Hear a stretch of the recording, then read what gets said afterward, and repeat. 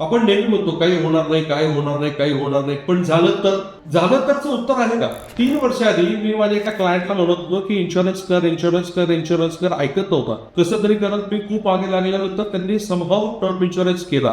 6 महिन्याआधी त्यांचा दुर्दैवी हार्ट अटॅकने मृत्यू झाल्यानंतर त्यांचं मला कळाल्यानंतर आम्ही सगळं त्या बाकीचे फॉर्मॅलिटीज वगैरे सगळं कम्प्लीट करून त्यांच्या फॅमिलीला ते सगळे पैसे मिळवून देऊन त्यांच्या फॅमिलीला दर महिन्याला पैसे येतील अशी आपण त्यांना सोय करून दिली. गेल्या महिन्यामध्ये मी जस्ट असंच कॅज्युअली त्यांच्या फॅमिलीमध्ये गेलो होतो चक्कर मारायला. त्यांनी बोलून दुसरं काही माझ्याबरोबर त्यांना डिस्कस करायचं मिसेस न बोलताना माझ्यासोबत त्या मला म्हणाल्या की त्यांनी हा जो एक निर्णय घेतला ना, तुम्ही त्यांच्या मागे लागलात आणि त्यांनी जो इन्शुरन्स घेतला हा निर्णय खरंच इतका सुंदर निर्णय आहे आयुष्यातला त्यांचा. हा इतका महत्वाचा निर्णय की या निर्णयामुळे खरंच आमचं आयुष्य बदलून गेलं.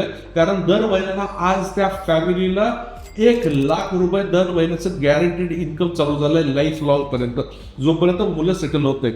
मित्रांनो, कधीही इन्शुरन्सला इग्नोर करू नका. कारण इन्शुरन्स हा आपला खर्च नाहीये, हा आपल्या पश्चात आपल्या फॅमिलीला मिळणारं एक सुरक्षा कवच आहे. तुम्ही सुद्धा मित्रांनो असं इन्शुरन्सला कधी इग्नोर करू नका. किंवा तुमचा इन्शुरन्स जर ॲडिक्वेट असेल म्हणजे कमी असेल किंवा तुम्हाला वाढवायचं असेल तर या दिलेल्या नंबरवर तुम्ही कॉन्टॅक्ट करा किंवा तुम्ही आम्हाला इन्शुरन्स म्हणून या कमेंट करा.